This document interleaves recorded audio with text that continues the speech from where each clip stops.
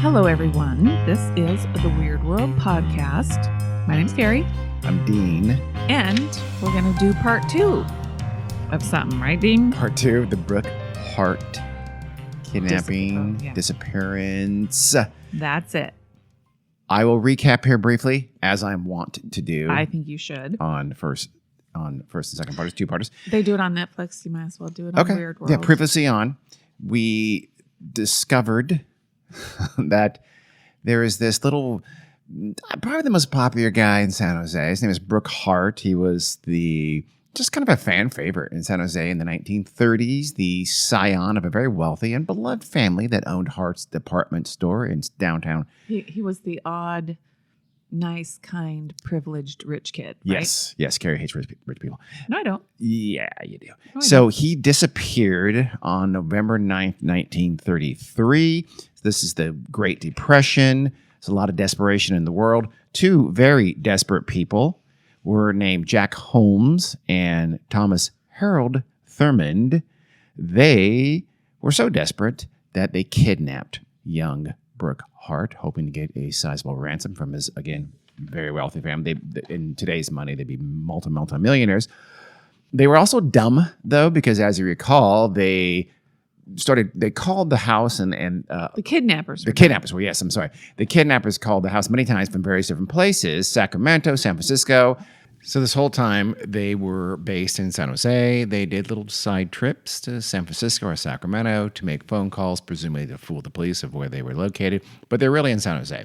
And now when they made their fateful last phone call to the Hart house, they were in San Jose. They made that call from San Jose. They made that call from a location at a parking garage or some kind of a garage that was located about 150 feet from the main San Jose Police Department station. Not genius. The police were over there. They literally found, I believe it was Harold, literally hanging up the phone, having just finished the call with the Hart family about ransom. But also, thank God for dumb criminals. Yes, that's also true. You're right. So they confessed.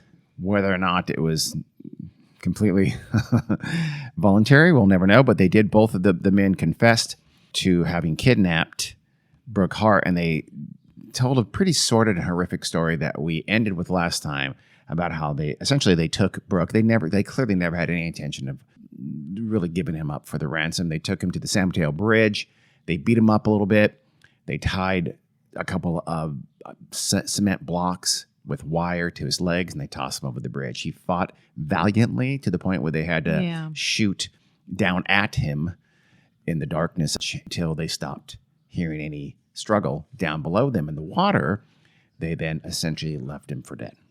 That's where we ended. And some men heard him in the water. He was calling out. Yes, and they couldn't find him in the dark. That's the most heartbreaking part. It is. Because we'll find out if he would have lived or not. Okay.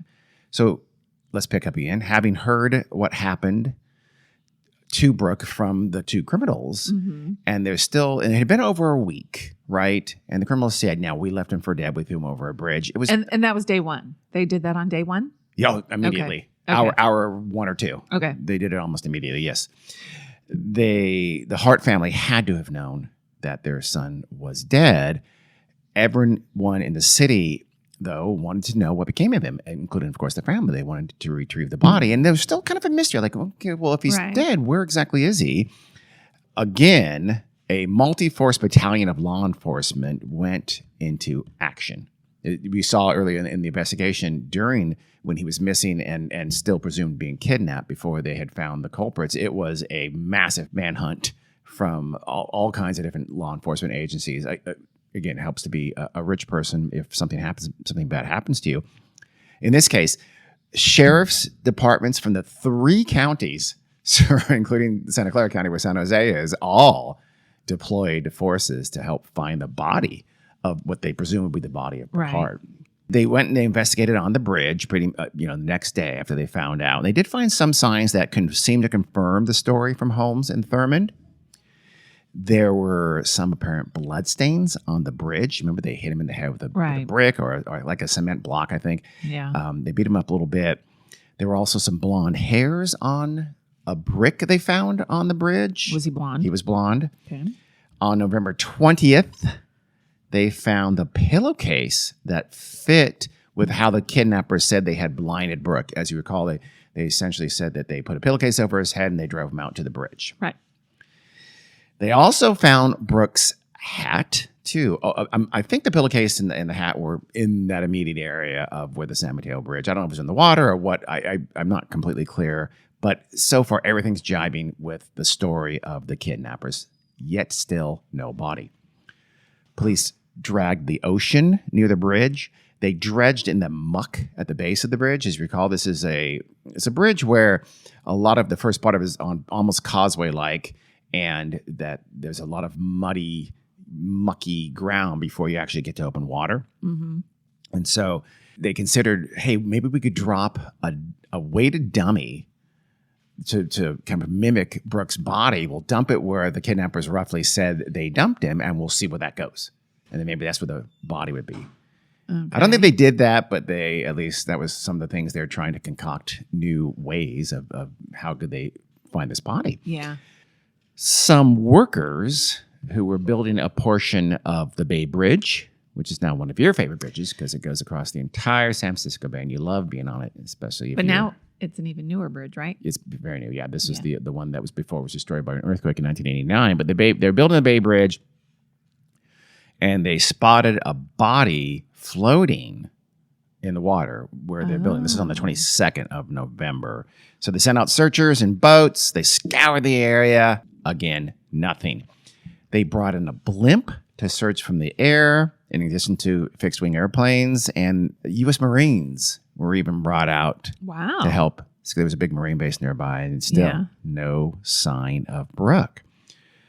On November 24th, the Hart family announced a $500, it's $11,000 in today's money, reward for anyone who found their son. Wow. Meaning the body of their son. By the next day, though, on the 25th, the authorities officially called off the search. They've done everything they could. I guess. It had been, I think that was about 8 days since the confession. So about a week of searching. It could have been washed out to sea, right? For sure. Yeah. If the folks on the Bay Bridge, that's, getting toward the mouth there of the San Francisco Bay, that goes out to sea, and that's where the currents would go. So yeah, it's possible.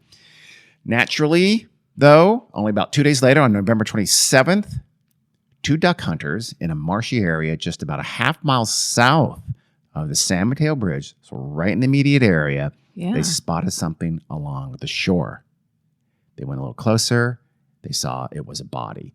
They had an inkling who it was, so they told the authorities, and the authorities came out and they found a pretty badly decomposed and gruesomely scavenged by crabs body. And they looked on the clothes, and they found several effects that were Brooke's. And I guess his clothes and those effects were positively identified as Brooke's by some of his close friends. Okay. This indeed was the body of Brooke Hart. He was finally found. So you're wondering, did he have a chance? The coroner found that Brooke had died by drowning. Yeah. He had no bullet wounds. They did not hit him with all those shots they fired into the dark. They missed in every single case. So yes, he probably would have lived because he wasn't terribly injured. He drowned with those cement blocks weighted to his legs. So if people had been able to get out there and help him, he probably would have lived. Oh, that's worse. So the search was over for Brooke and Brooke's body, but the real drama, the real tension of this story was just about to begin. So let's go back a little bit. San Jose, since these guys were arrested for the kidnapping, San Jose was just a simmering boil. The anger was palpable. The news of the 2 kidnappers came out. It broke, I guess, the evening of November 17th. Literally that day, there were immediate threats of street justice against the 2 men. It was instantaneous as soon as they were arrested, as soon as they were named. What was the year again? 1933. Okay. A newspaper in San Jose ran a front page editorial that called Holmes and Thurman, quote, human devils, and openly called for, quote, mob violence. Wow. This is a newspaper front page editorial. The Santa Clara County Sheriff, his name is William Emig. He'd been, as you recall, in on the arrest. He took these omens of violence pretty seriously. And so not long after the arrest, he moved them in all the way up to San Francisco to the Potrero Hill police station in the city just for their safekeeping, just thinking, okay, we'll move them there for a little while and things will calm down. Soon after, though, Sheriff Emig, he thought better of this arrangement, so he brought them back down. I'm not clear why. My guess is because, it was 15 minutes of fame. I mean, he was famous as the guy who nabbed these two monsters, and he wanted them. If any glory is going to go to a law enforcement person, he wanted to be that person. He's the elected sheriff. Which means you're basically a politician. He insisted that the two men be brought back to his jail, which is located right in the heart of downtown San Jose. He told a gathering at the local Lions Club that he spoke to, he said his office could, quote, deal with this crime. He's like, we got no problem. We'll take care of it here. He bragged that his county jail was like a fortress. Now, it's still called St. James Park. It's a beautiful park, about 7 acres, right in the middle of downtown San Jose. And a lot of the government buildings surround it. There's a cathedral nearby on one side. And so that county jail is right there. I want to say on the west side of St. James Park, heart of downtown San Jose, where all the city is up in arms and there's calls for violence. He brings him back there and puts him in jail there. It's clear that law enforcement knew there was this thirst for blood boiling in the local populace, but it wasn't just the yahoos and the yellow press that was fueling this thirst. The county district attorney for Santa Clara County, he told newspapers that the two confessions where both men blamed the other one for actually killing Brooke Hart, either throwing him over or shooting at him. And so the DA told the press, he said, I'm worried since their two confessions name the other person, they can essentially cancel each other out. All we have are those confessions. They could get thrown out. We need other corroborating evidence. We don't have that much. So he was kind of openly like, ooh, they might get away with this. Kind of, at least he was, kind of leaving that implication within the press. Not a smart thing to do. No. A group of 20 very prominent friends of the Hart family formed a committee to, quote, insist on immediate and drastic punishment for the prisoners, end quote. These are powerful, connected pillars of San Jose society are calling pretty openly for mob justice. Mm-hmm. Then, this is 1933, which is why I think we're doing this right now. This is 1933. This is in what's now Silicon Valley. This is a major city in California, in the United States of America. These are two white guys, let's be honest, about what was going on in the rest of the country at this time. It's remarkable. Then came talk of a potential insanity plea. And it could either deny the death penalty or maybe even just get them put away into, a mental institution for some period of time. In fact, Thurman openly, he told a prison psychiatrist, he said he had been, quote, crazy, unquote, for over a year, which was when his girlfriend left him and married another man. So he's, they're setting up this kind of potential insanity plea, and the people of San Jose are getting wind of this. And they're seeing the county district attorney saying, oh, those confessions might not hold. Seeing another idea that maybe they're going to try insanity. Holmes, in fact, Jack Holmes, the other one, he said he would rescind his confession because his lawyer said that the confession was coerced by, quote, third-degree methods, end quote. But almost certainly was. Right. The police, he claimed, had even, quote, threatened to turn him over to the mob for lynching if he did not confess, end quote. Oh. I wouldn't be surprised if they did. Yeah. So you have this, the confessions might cancel out. One guy says he's going to rescind his confession. One guy says, I'm insane. It looks to be potentially setting up an insanity plea. Mm-hmm. Law enforcement rushed these two psychiatrists from the state mental hospital in Santa Clara, the city of Santa Clara.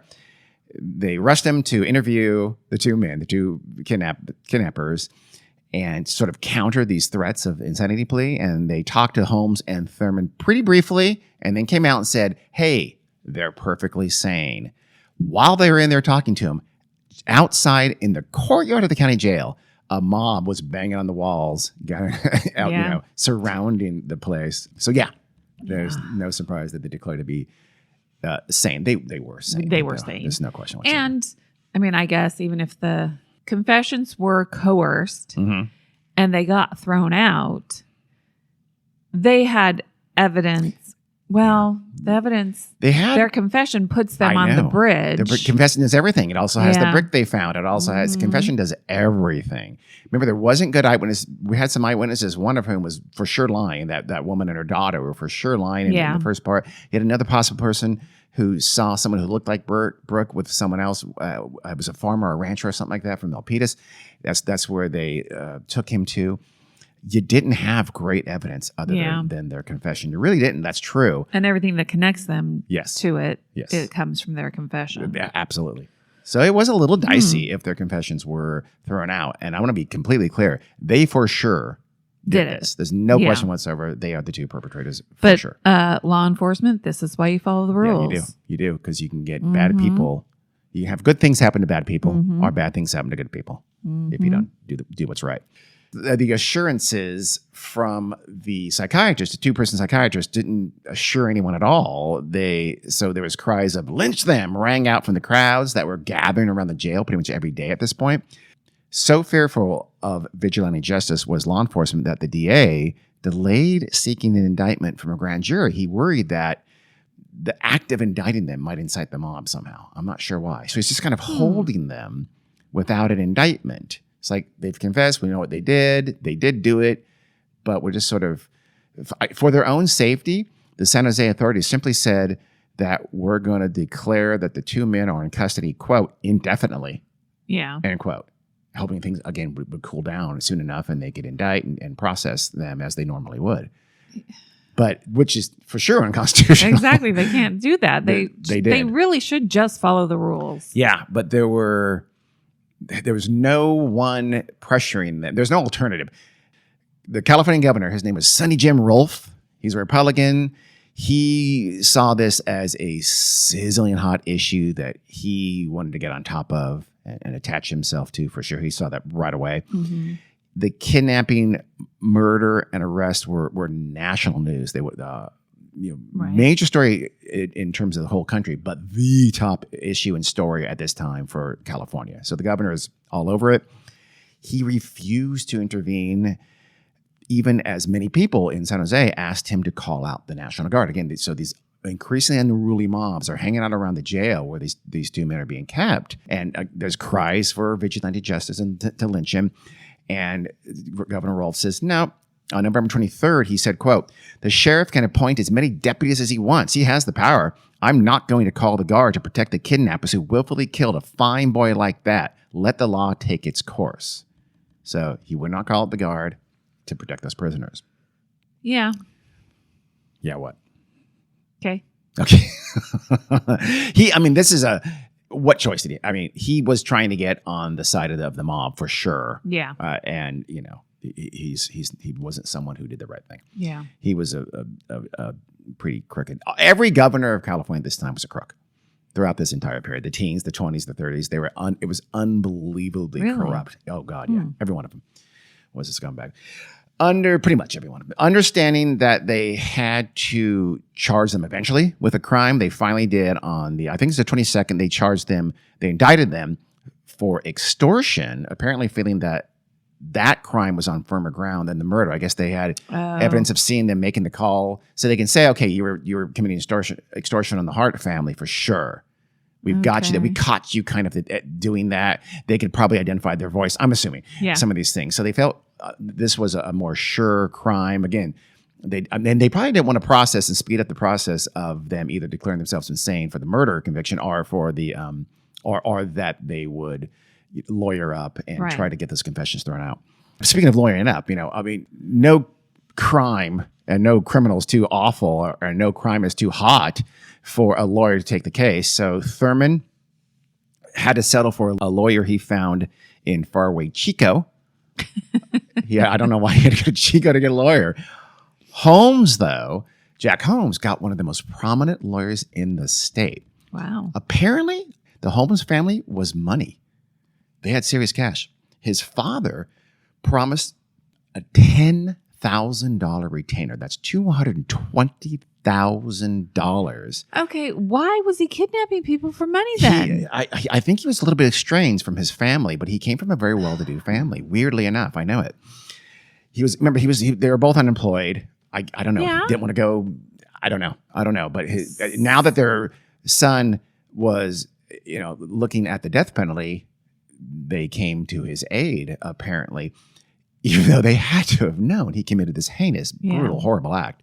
So they offered $10,000 to a San Francisco defense lawyer named Vincent Hallinan, very famous at the time. He was a tireless fighter for progressive causes, and he would eventually, in 1952, he was still fairly young at this point, he would get 140,000 votes running for president in 1952 on like a, I can't remember, it's like a left-wing, social whatever party. That's funny. Yeah, I know. On November 24th, Hallinan demanded that Governor Rolfe get the National Guard ready in case of violence. And violence did seem imminent. So he said, at least get them ready, get them poised to step in if something does happen. Rolfe's response was to proclaim that, quote, he would pardon the lynchers, end quote, if that happened. Oh, sounds like you know who. It really does, actually.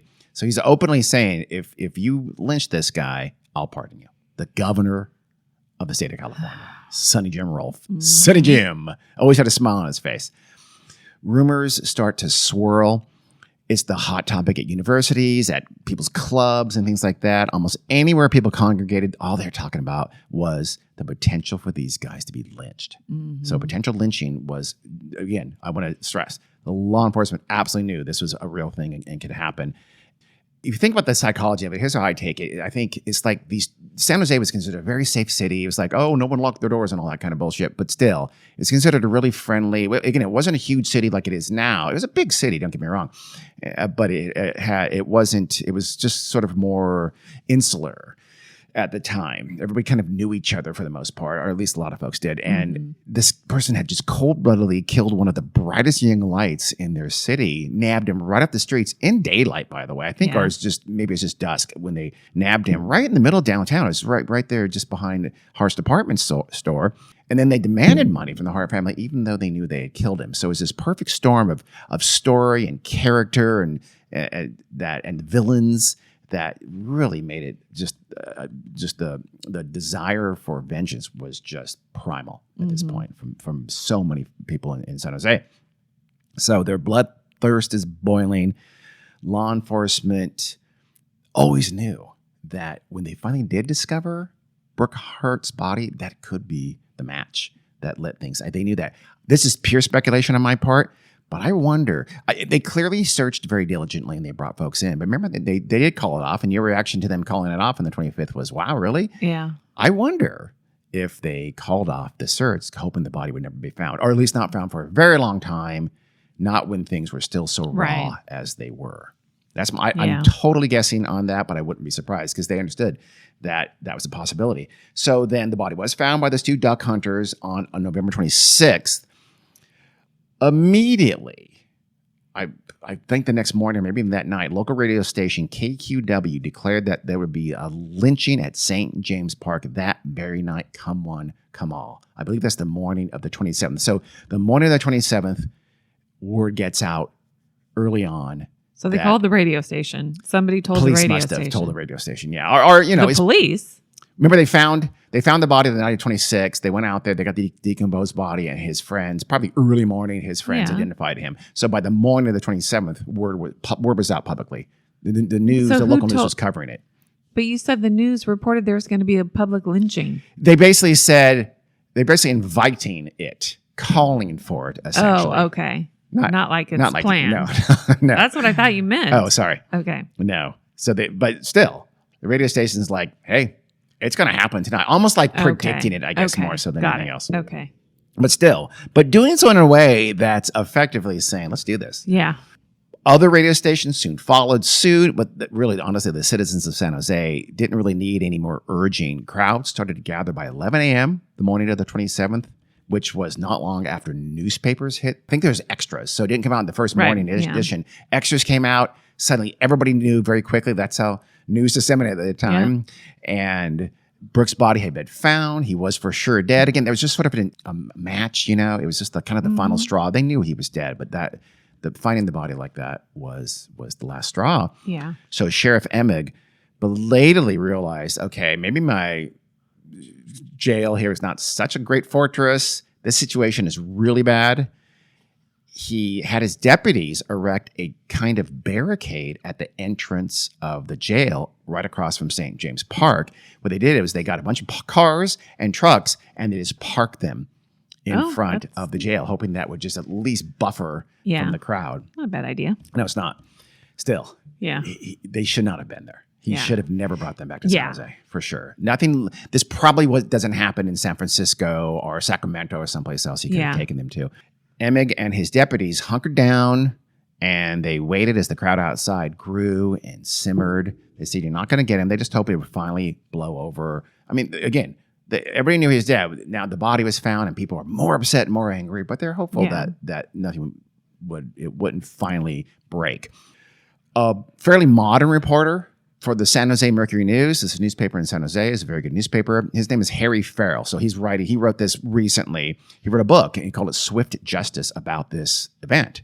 He described the crowd that gathered on the 27th after news of the body being found came out. Yeah. He said there, quote, "Ruffians and rednecks, the curious and thrill seekers, the sadistic bullies who relished the idea they could kill with impunity. They came from San Jose, from Santa Clara, from Morgan Hill and Palo Alto. There was a big traffic jam," end quote. So a traffic jam for people to get into the city of San Jose and into downtown San Jose so they could lynch someone. Or watch it. Or watch it, yeah, you're right. That's pretty horrifying. Yeah. It is. Okay.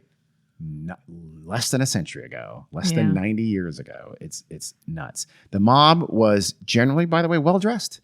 Like everybody back then, they have their suits. I've seen pictures, these suits and ties and their vests and their hats.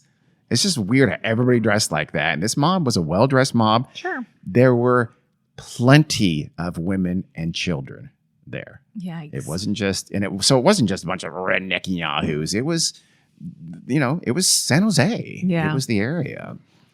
Well, I imagine there were plenty of rednecks. Sure. And yeah. Oh, no. No. California has long had. This is 1933. You have some of that is already happening where California had a lot of folks from the South were migrating to. That's true. Well, that's technically what a redneck is, but they don't mean that. They just meant, he probably meant, people. Yeah, exactly. Yes. So the night wore on. The crowd did not let up. It wasn't. Again, they're hopeful that, okay, they'll just calm down. They didn't. It started getting dark, and the crowd was just growing, and it's festering. By 9 p.m., they estimated the crowd was at least 5,000, maybe as many as 15,000 people packed in to downtown San Jose. They're mostly on the streets. So obviously streets were closed down. The streets in front of the jail and all over St. James Park. Despite his rhetoric, Governor Rolfe knew that... Is it Rolfe? R-O-L-P-H. Oh, so okay. Governor Rolfe, despite his pretty rancid rhetoric, he knew this was a pretty volatile situation. So he did he's kind of belatedly also taking it more seriously. He kept in touch. He had an open telephone line from the Capitol in Sacramento where he was to San Jose, where he had he had just appointed a new head of the California Highway Patrol. And it was kind of served as a little bit of a state police agency in a certain in a way. Still kind of does. Yeah. We don't have a state FBI or a state Bureau of Investigation like a lot of states do, or state troopers like in Connecticut or something like that. The closest thing we have is the Highway Patrol. Yeah. That person was at a political supporter's house in the hills just outside San Jose. It's kind of like, tell us what's going on. And the chip head reported that the crowd every once in a while would chant 11 o'clock, 11 o'clock, 11 o'clock. Everyone knew what that meant. Mm-hmm. This is about 9 o'clock. So Rolfe was supposed to fly that night to Boise to attend a Western Governors Conference, but Everett the politician, he canceled because his political rival was named Fred Merriam, and he was the lieutenant governor. In California, lieutenant governor and governor are elected separately. They were both Republicans, but they didn't like each other. And Rolfe didn't leave the state because if he left the state, Merriam takes over temporarily. Right. And he was afraid that Merriam would call out the National Guard to protect those prisoners. Rolfe didn't want that to happen. Yeah. So he stayed in state. Well, as the governor, he also shouldn't leave the state when something big is going down like that. Of course not. But he should be handling it, and he's not. Was bizarre or world opposite of what that reason should be. Yeah. Imagine the crowd, 15,000 people, at least 10, screaming, They're screaming. They're yelling for the deputies. Give them up. Give them up. Bad things are going to happen to you if you don't give these prisoners up. Just let us have them. Yeah. And this demand was refused. So the mob started just manhandling the barricading cars and trucks out of the way, just picking them up and getting them out of the way so they could open a path to the big wood doors that are locked. But now all they have between them and the county jail is these big wooden doors. Yeah. They get rid of the cars and trucks, the barricade. When this is happening, this is about 10:30 or so, the sheriff urgently called the governor again and said, please call in the guard. They're gonna come in. Yeah. They're getting the trucks and cars out of the way to come in. They're gonna get in here. Rolfe again refused to call out the guard. You can only conclude from his actions that he wanted this to happen. Yes. So Rolfe would later say, quote, had I called out the troops to beat down the crowd, terrible consequences would have resulted. Should good citizens be shot down to protect a couple of fiends for whom there are no words adequate to describe? End Well, quote. I would argue they're not good citizens. Clearly they're not good citizens. I know. Yeah. That's what I'm saying. You know how you know you're not a good citizen? When you lynch someone, anyone. It doesn't matter. So 11 p.m. does roll around, but it passes. They don't break in yet. But around midnight, things started to change. John Young, he was a San Jose reporter on the scene at the time. He said he heard a, quote, a kind of keening that stirred a primeval. Let me see that over again because that's not the right word. He said he heard, quote, a kind of keening that stirred a primeval tingling on the back of my neck, unquote. Primeval tingling. Primeval tingling. It's just like, it's like almost a crowd as one. Yeah. Let's do this. Let's go kill a man. A young man about that time, he cried out, quote, all true men with guts enough to follow me and get those sons of bitches, unquote. Well, San Jose police have guns, theoretically. They do. But that would have been an escalation. Terrible. That actually came up. I'll tell you in a second, actually. So, but you got to crack down. That's what you say. What do you mean? You got to crack down on it or it's going to happen again. Crack down on what? What are you talking about? A mob trying to get in to murder people. Yeah, that's true. But they also didn't want to die. And there was 10 or 15,000 people True. there. And I imagine a fair amount of guns in the I'm sure there were not none. Yeah. Yeah. The crowd scavenged a huge pipe from a nearby construction site. They're building a new post office just a few lots over. Mm-hmm. So they go grabbing this giant. I've seen it. I guess it's not super narrow, but it's not that thick. But it's 40 feet long. It looks huge. And so a bunch of people get this pipe and they start ramming it like a big metal battering ram into those thick wooden doors at the front of the county jail, pounding to break in. The deputies from the second and third floor windows start throwing tear gas out to the crowd, but it only seemed to enrage them further, and they started hammering harder and harder. The two prisoners had been in cells on the first floor, so earlier they had moved them up to the second floor in two different cells, and I think they separated them.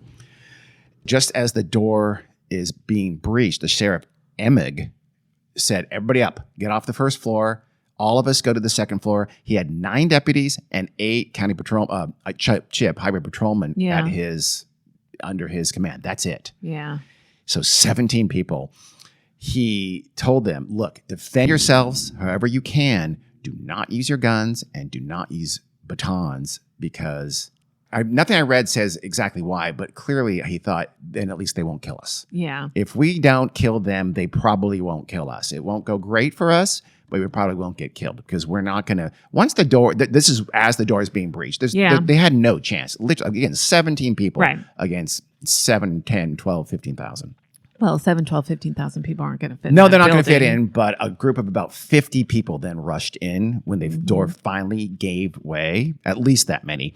They rampaged through the building, but they did not know where the 2 prisoners were being held. And at least at first, the deputies and the law enforcement folks were not telling. I'd say we moved them out last night. Yeah. It was too late, though. I mean, they should have said that. They should have come out at 11 a.m. when the crowd started gathering and say, no, they're not here. Yeah. They're not here. Maybe even hid them and had representatives come through and look around. Yeah. It's too late. They knew they were there. Yeah. they began stomping on and beating the officers, including Sheriff Emig, demanding that they tell them where the prisoners are. So Deputy Sheriff John Moore, one of the persons there on site, he described how he was attacked and choked, but he still wouldn't give up the location of the two targets. The mob finally found a man in a second-floor cell, and they thought he was Holmes. Mm-hmm. And so 50 men rushed into the cell. You know, I said 50 men came in. Probably hundreds came in. Right. I'll take that back. 50 men rushed into maybe a holding cell, I'm guessing, so a fairly large cell, but he was in there by himself. And they had a length of rope with them. So one man who wore a mask asked the prisoner if he was Holmes. The prisoner said, "No, I am not Holmes." The man said, quote, "You're a damn liar. I know you." And the mob put a rope around his neck, and he's cringing. He's begging for mercy. He's in a corner. They put a rope around his neck as he cries out, spare me, don't take me out. Don't deliver me to that crazy mob," end quote. So they start beating him mercilessly. Mm-hmm. And they then drag him by the rope around his neck. They drag him across the ground and out of the cell. One of the mob asked Deputy Moore, "Okay, is that guy Holmes? We think he's Holmes. Is he?" Moore said, "I don't know." And someone said, quote, "You're a liar, Moore. You brought him from San Francisco, and we know it." Moore must have been the person who escorted him from San Francisco back to San Jose a few days before. So they beat and choked Moore a second time, and while they're doing this, the mob pulls the man who they thought was Holmes down the stairs head first and out the door and into the midst of the mob. Yeah. So the remainder of the mob that's still in the jail, now they're searching for Thurman. They can't find Thurman. So they think they have Holmes. Yeah. He's outside in the mob. They're still searching for Thurman inside the jail. They do find out which cell he was in. I'm assuming, I haven't read this for sure, I'm assuming some deputy must have told him. Yeah. They open the cell, and they don't see anybody. Now it's dark. The lights have gone out. The power's out. It's dark. Oh. And they start lighting matches, and someone gets a candle. They light a candle. So they're looking around the cell. Again, I'm assuming it's a good-sized cell, I guess. Maybe it's another holding cell. I'm not sure. Yeah. And they don't find him because they have to look around with a candle in every corner of this cell. And finally, someone sees, like, hey, there's a closet that I guess is kind of weird. It's this tall closet that's adjoining the cell and it's closed. And they say, hey, maybe he's hiding in there. So they open the closet and they peer inside, and still no Thurman. He's not in the closet. So he's not in the closet and not in the cell. And this is the cell they were told that where he was. So they're not sure what's going on. It's kind of a narrow closet, but it's very high. Like, I guess it goes all the way to the ceiling. And someone decides to look up with the candle, and there he is. Thurman had climbed all the way to the top of the closet, about 15 feet up, and had wedged himself like a spider. He kind of spider crawled with his feet on one side and his hands on the other, all the way to the very top. And it's just, so think about that. Yeah. They're right below you. It's like a movie. Yeah. And if they look up, bad things are going to happen. And they do look up. Yeah. So the crowd screamed. The crowd screamed out, like, we got him, And Moore said, quote, "When they sighted him in the light with the matches, the most terrible, bloodthirsty cries of fiendish delight I have ever heard rang through the jail," end quote. So I was like, we got him. Thurman was beaten viciously. And Wait, was the first guy Holmes? Oh, we'll see. Won't we? Okay. Thurman was barely conscious by the time they got him out to St. James Park, outside of the jail. He was beaten so badly. And they had him join with the second person in the park, and the mob starts beating and stomping on them. They stomped on Thurman as he's being dragged across the street. And and he had the rope around him as well, around his neck. Some were yanking on the rope that was knotted around his neck already. One weirdly, oddly brave person at this point of all points tries to stop the mob and says, "No, don't do this." Wow. And amazing. Yeah. I don't know this person's name. I wish we did. Literally the group around him bodily picked him up over their heads and hurled him over a chunk of the crowd into the ground. He left. I'm sure he didn't want to join their fate. So They have Thurman, they have the rope around him. They threw the other end of the rope over a mulberry tree toward the south side of St. James Park. It's right across from where the Trinity Cathedral still is. And they pulled him into the air around this big, thick branch of a mulberry tree. Rioters start tearing at his clothes. Yeah. They start tearing his pants for shreds that they will long keep as favored souvenirs for the rest of their lives. I know it. Later on, after the next day, pieces of the ropes were sold to the public for cash. And they used to do that back in the olden days. Yes, they did. When people were barbarians. Well, again, that's why we're talking about this. People were still barbarians not that long ago. I there's no reason this couldn't happen today, honestly, if the conditions are correct. Look at the South. Yeah. Look at all the horrific things they did to human beings. That's another reason. I mean, I know it's unfair. Well after this. There were lynchings in California, but you don't think of California as a lynching place. You don't think of 1933 as a time of lynching in California. You certainly don't think of downtown San Jose in full view of all the city fathers as a place where two men are being lynched. But this is what's happening.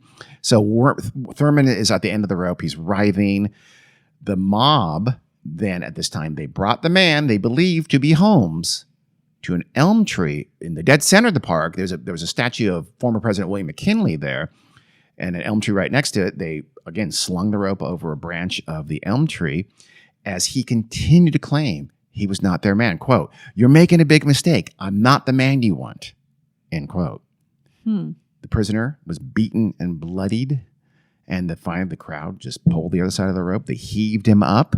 His hands were not tied, so he's trying to claw the noose away from his neck. Yeah. They broke both his arms. Oof. The crowd roared, men and women alike. The women a lot of reporters commented on how the women were often egging on the men to do these things throughout the night. Some women, again, many women had brought their kids with them. Some of those women at this point picked their kids up to hold them up so they can get a better view of the action. This is, humanity. People were singing, some were chanting, but finally the two men stopped writhing. They were dead, and after a little while, the crowd it's I guess like almost like it's spent. Well, not really, because they start leaving. But one reporter said they hung around about a half hour, just looking at the bodies. They had to know that they choked. Remember, they were pulled up, so it takes a while to die. It probably took them. Doesn't it? It takes like 8-10 minutes easily. It can even take 15 minutes to asphyxiate when there's no. That's why. Remember the good hangman would always make sure your neck snapped and you died pretty much instantaneously. Yeah. In this case, no, they weren't good hangmen. They were not. There were reporters and stuff tons there, of them, right? all over. Were there people taking pictures? For sure. There's pictures. Taking pictures of the people that actually physically did the lynchings, and then demand they be prosecuted. Well, there were lots of pictures. I'll say that. We'll learn in a minute what happened with the crowd. After about a half an hour, most people are gone. The mob was said to be still just exuberant the whole time. And even as they're leaving, one reporter said, like, they danced serpentine dances to their cars, singing and chanting. Like, they just had a great time, like they're leaving a concert. Wow. Deputy Sheriff Moore, one of the persons who was beaten inside the jail, he wrote, quote, "I never knew human beings could go so wild. They were not human. They were animals," end quote. The San Francisco Chronicle had a journalist named Royce Breyer, and he was on the scene that night, and he wrote the next day's issue that it was, quote, "a 3-hour whirling, howling drama of lynch law," end quote. About 45 minutes after the two men had been lynched, police officers finally came out and cut the bodies down. The crowd had, I think, more or less completely gone by this point. Jack Holmes was cremated soon thereafter. Harold Thurman was buried at Oak Hill Memorial Park, the same place that Brooke Hart had been buried. Again, his family had some cash. Yeah. Thurman's grave, though... No, I'm sorry, Holmes' family had some cash. I take that back. That's interesting. Thurman's grave was unmarked. Reaction to the lynching was mostly positive. Wow. Particularly from the state's political and even the legal class. Quote, "There was no element of doubt in this case. The men had confessed," said San Francisco Superior Court Judge Timothy Fitzpatrick. A judge said that. Continue his quote, "While ordinarily we cannot condone such happenings, From a judicial standpoint, I can only say, in my personal opinion, they did a damned good job, end quote. Wow. How that's a judicial standpoint, we'll never know. It's clearly not. Nope. So this was a Superior Court judge. I think he's based in San Francisco. Most newspapers, particularly in and around San Jose, wrote absolutely clearly in favor of what just happened. Really? Yeah. Wow. Local, I think. Again, that may have been a little different in San Francisco or other parts of I'm sure it was hit and miss anywhere, but in San Jose itself, they're almost universally in favor of the lynching. Yeah. A Stanford professor, Stanford was very nearby, asked his students to applaud and stand up and applaud the lynching the next day. Governor Rolfe, he called it, quote, the best lesson ever given the country. I would like to parole all kidnappers in San Quentin to the fine, patriotic citizens of San Jose, end quote. In other words, let them all be lynched. Yes. By those fine, patriotic mobsters in San Jose. Rolfe also reiterated his promise to parole anyone who was convicted of a crime for taking part in the lynchings. The governor, it turns out, though, didn't need to parole anyone because no one was ever convicted of a crime for this event. Yeah. Memories, by that day, everybody's memory was a fog. No one saw anyone there. Mysteriously, there was nothing but vagueness and uncertainty. Alameda County District Attorney and later famously liberal Chief Justice of the Supreme Court, Earl Warren, he called for prosecution of the lynchers. Yeah. Not much he can do, though. It didn't happen on his tract. It happened down in Santa Clara County. They violated their civil rights, right? It's not a thing back then. Oh, and it's also not a state thing. It's a federal thing. That's what I'm saying. But not until the 60s. Okay. No, I think Kennedy, Attorney General, Oh. more or less. I think that was not to come for decades for sure. So Santa Clara County Assistant DA, his name is Herbert Bridges. He said he was, quote, not sorry it had happened in San Jose, end quote. His boss, the actual DA, his name is Fred Thomas. He said he doubted there would ever be enough evidence to convict anyone. So he's openly saying, I don't see how we're ever going to get enough evidence. Yeah, it helps because you're not looking for evidence. They were not trying to prosecute or do anything about this at all. It was an out in the open official cover-up. I mean, they weren't, so no one doubted what was going on. If a local DA doesn't act on a crime, the state attorney general can. It's tough. It's not common. Yeah. It's not impossible. It's not common. Back in this time, it was pretty uncommon. Yeah. It still is. I know. It's tough. It's very difficult to do that. It's not. It's unwieldy. It's considered an overreach. I think that I don't know if it was for a fact. There might even have to be some legal technical reasons for that to even be applicable. Even when many of the lynchers bragged about what they had done in the days and weeks after the event, the DA chalked this up to, quote, just local youths being boastful. So no big. I'm not going to worry about it. I'm not going to do anything about it. Those 7 people were arrested over the next few months. None of them were convicted. This included an 18-year-old named Anthony Capaldi.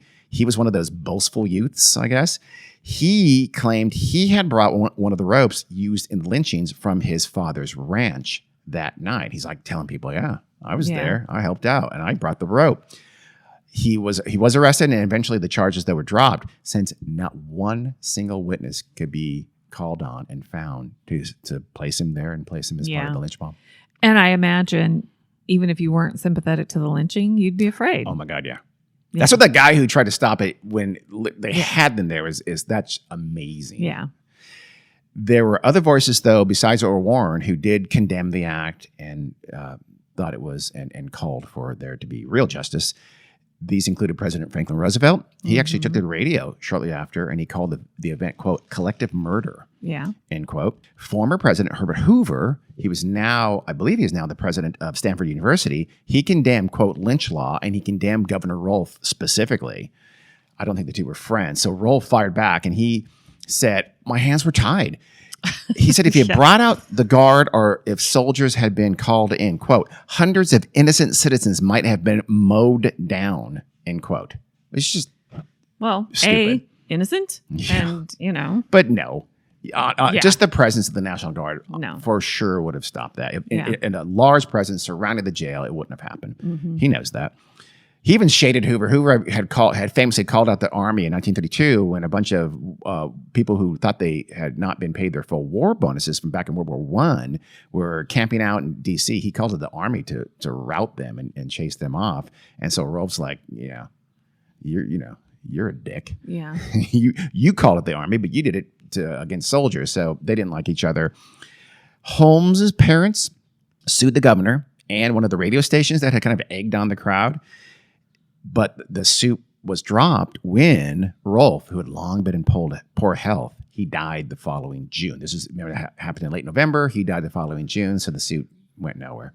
Oh, could have sued the state of California. Yeah, probably. Holmes today they for sure would have. And the city of San Jose. Yes, and a lot of other people. Yeah. Holmes' widow, Jack Holmes' widow, she sued law enforcement for not doing enough to save her husband. Yeah. I don't know what happened to that. I don't think anything happened to it. There was no, I'm sure there was nothing, there's no positive. I don't know if she was paid off under the table or what have you, but nothing happened to that suit. Thurman's family, however, did absolutely nothing. They basically never spoke of him again. Yeah. Go ahead. Yeah. I mean, if I were the relatives of I don't know. I mean, it would be hard. By the way, are you still in suspense? About what? About whether or not they did it? Whether or not Jack Holmes. Them. Yeah, Jack Holmes. Remember, that person, until he was strung up from the tree, was saying, I'm not your guy. Yeah. It was him. Yeah. Just I thought I'd keep in suspense. I figured it was. It was him, and they did do it. Because if it wasn't him, they would have found more people in the jail. I mean, were there people in the jail? That's a great question. I don't know. Yeah. And there must have been people who, like I said, they had been arrested. They'd been seen in public. There had to be people who at least knew roughly what they looked like from seeing them in person and remember what they looked like. So yeah, luckily no one was. You could see that happening. If someone bore a resemblance, if you bore a resemblance to either one of those guys and you were in jail, it's like, no, please put me somewhere else. This is not going to end well for me. But no, it was Holmes and it was Thurman. And they, as I mentioned a little bit ago, there's no question they did it. Soon, though, the lynching was forgotten. Hart's department store grew into a big chain. It's very successful, but then it kind of started to fade. And by 1976, he sold it off the company. Did the Hart family make any sort of statement about any of this? Not really. Okay. They made a kind of a soft condemnation statement. They said that was, it was wrong. We wish you hadn't done that kind of a thing. I can't remember the exact wording, but they were not bloodthirsty people. The store is long gone. It's like if you go look on the streets, I've been there. It's just like little cheesy, little restaurants and things like that. But it's still right there in the heart of downtown. Is it the same building that's been? I don't know. It might be and just repurposed. It might have been refurbished. It's possible. But Hart's department store doesn't exist anymore. The chain doesn't exist anymore. St. James Park is still there. It's this palm fringed 7 acres right in the middle of downtown. It's a very beautiful place. About a week after Holmes and Thurman were lynched, the city council listened to testimony from a bunch of citizens who wanted the elm tree, the one by the William McKinley statue in the middle of the park, they wanted that elm tree kept sacred, protected as a kind of memorial to warn bad people not to do bad things in their city. Well, okay. The city council, to their great credit, voted to have both the elm tree and the mulberry tree cut down and chipped, destroyed. Both trees were already stripped of bark and branches as high as human fingers could reach by people looking for souvenirs of this horrific event in 1933. That is the story of Brooke Hart and the Silicon Valley lynching in 1933. It's not a pretty one. No. It's not an uplifting one. But it is, in my mind, it's when I read this decades ago, 1933? Are you serious? This happened in California, in Silicon Valley, in San Jose. It's remarkable. You don't think of that. And there was actually, it was like I think is officially the second to last lynching in California. There was another one in 1935 or something like that. But typically in California, those are kind of rural, almost never white, by the way. Yeah. There's some famous lynchings of Chinese immigrants in Los Angeles in I can't remember, not ridiculously long ago. Yeah. But this was a fairly odd event for California, and especially just the time and the place make it amazing. Yeah. In a bad way, I guess. Yeah. Very bad way. Yeah. Very disappointed in San Jose. Yeah, I know it. Me too. Yeah. No, that's not where I'm from. But Roosevelt, Earl Warren, and Herbert Hoover come off better. That's good. Good for them. Damn it. Well, did you expect No. at least Roosevelt and Earl The Warren governor of California is openly saying, I'm going to pardon anyone who does anything, so go for it. Yes, but So- we know every governor of California Yeah. hasn't been good. So That's true. But still, that was, like I said, he could have stayed on the right side of the politics of this one without being as monstrous as he was. Yeah. I feel like. And he for sure helped it happen. Yeah. So that's the story. I hope you enjoyed it, quote unquote. Probably I not. hope you didn't enjoy it. 'cause That's if true. you Actually, I did, take that back. But I hope then you you found might it. be from San Jose. Wow. Okay. It was a long time ago in the sense of all those people are dead now. How's that? Yeah, but their descendants are probably still alive. Wow, Gary. You know who you are, descendants of the lynch mob. Yeah, somebody probably didn't have her baby there, so. That was gross.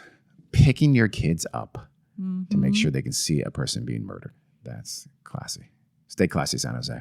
Yeah, we were beyond the time when public executions were entertainment, I would think, by 1933. Absolutely. And this is clearly not true. That's one, again, another one of the reasons I thought this was a pretty remarkable case and worthy of being on the podcast was that you just don't think that kind of thing would have happened. And especially the bloodthirstiness and the entertainment value and the souvenir hunting. It's just the lynchings, no, not surprising, but the circumstances of the lynching. That's true. I'm surprised by both, to be honest with you. Maybe I'm naive, but I've always been surprised by both. Yeah. That's our story. We hope. Well, hey, Carrie is going to, I think, do something a little more lighter next time. Are you? I don't know. We'll bring. It depends. Let's we don't not know. have death and We destruction. don't know what day it is. On the next one. Okay. At least we can do something less death and destruction-y. Can we make that promise, Carrie? No. Damn it. All right. Well, hopefully we will. We can't be sure. We might not, actually. Now that I'm thinking about it, maybe not. But we'll try not to. Okay. All right. We'll see you. Yes, because we know a listener who's having a hard time getting to sleep listening to our podcast lately. Oh, really? I didn't know that. Yeah. Because it's too downer, too dark. Okay, let's do something. We'll do something light. Do something upbeat. All right. See Okay. ya. Bye. Thanks for listening.